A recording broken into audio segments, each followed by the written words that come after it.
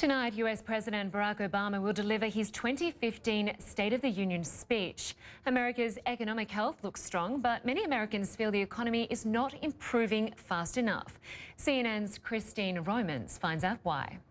This is the Obama economy. The lowest gas prices in 6 years. Stocks that have tripled while he's been president. Unemployment back to where it was before the financial crisis. And a deficit that's been cut by 2/3. If Mitt Romney had won, we might be talking about an economic miracle engineered by a bizwiz who knew just which buttons to push. But this is the Obama economy. It's the best in the world, and the president isn't getting much credit.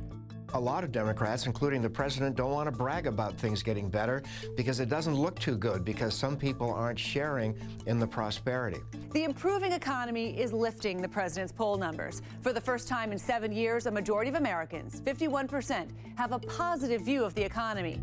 But median family income is still where it was in 1995, leaving many feeling like we're living in one America with two economies. Because wages have stagnated, there's still a perception out there, correctly so, that this recovery has benefited Wall Street much more than Main Street. Now, Main Street is getting a boost from low gas prices. That could put $140 billion back into Americans' pockets this year. But the president didn't do that.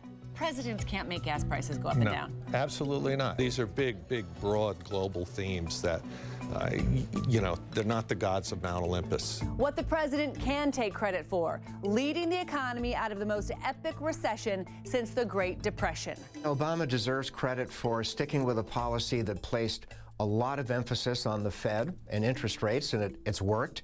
You could say that Obama gets credit for staying the course, for not going for radical austerity, which probably would have made things worse. But don't expect streamers and balloons at the White House anytime soon. We should not be taking a victory lap, because the world is getting more difficult, and we're going to have to do even better to maintain this recovery. For President Obama, that means more work ahead to protect his economic legacy. Christine Romans, CNN, New York. Washington's sources say the domestic economy will be the main focus of Barack Obama's speech, and he may try to find common ground with Republicans on trade with Pacific Rim and European nations. Cybersecurity could also come up in the wake of the Sony hack. The president will likely include the fight against ISIS in his foreign policy agenda. Let's get more now on what to expect from Mr. Obama. CNN political commentator Peter Beinart comes to us now from New York. Peter, thanks for joining us. My pleasure. Now, President Obama's 2014 State of the Union address tried to steer the country away from the focus on war, but clearly tonight he won't be able to avoid that, will he?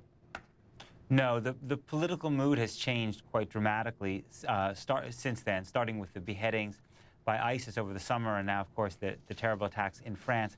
And I think the pressure on President Obama now will be to talk about this war against ISIS and to give the sense that America is getting somewhere. There's been no rollback yet of the ISIS gains in Iraq, and even administration sources don't really suggest that the United States is getting very close to making any real gains in Syria. And so I think that'll be one of the things that the president will be under pressure to address in a context where Republicans are saying that he's on the defensive.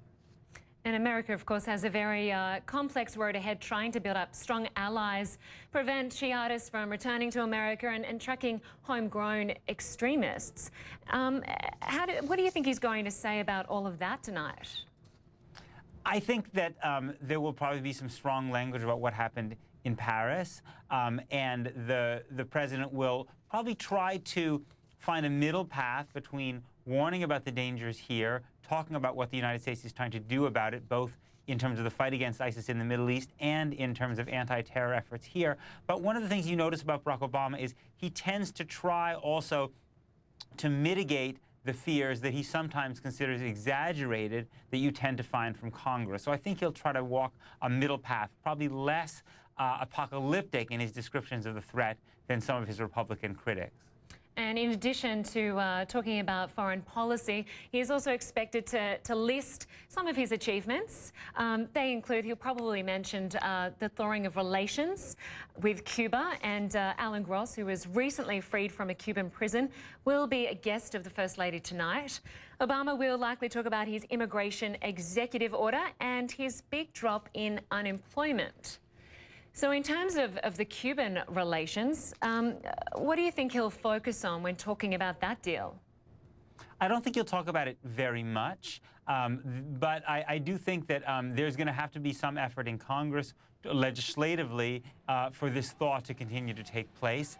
And this is going to be a fight with many Republicans in Congress who oppose it, who are connected to more conservative, hawkish elements of the Cuban-American community, especially in South Florida. But I think Barack Obama believes that this is a winning issue for him amongst Americans as a whole, and even among younger Cuban Americans. And so I think that this is an issue that he's going to kind of bring to the country, at least in abbreviated form, with the belief that the public is basically on his side. Now, the Republicans have chosen quite an interesting person to give the Republican response, the Iowa pig farmer who made quite a scene when she spoke about castrating pigs during the midterm election campaign. What do you think we'll hear from the Republicans?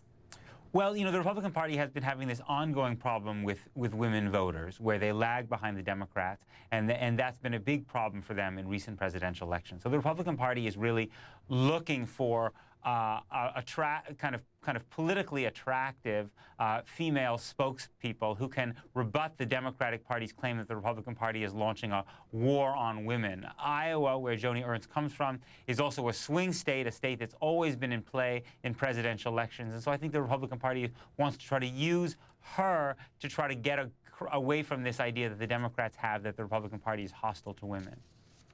Yeah, it'd be interesting to see what sort of things she says tonight. I'm sure they may make headlines tomorrow. Thanks so much for joining us. We appreciate your time. Thank you. And you can stay with CNN for the speech and analysis. Mr. Obama will take to the stage at 9 p.m. Tuesday in Washington. That's 2 a.m. Wednesday in London.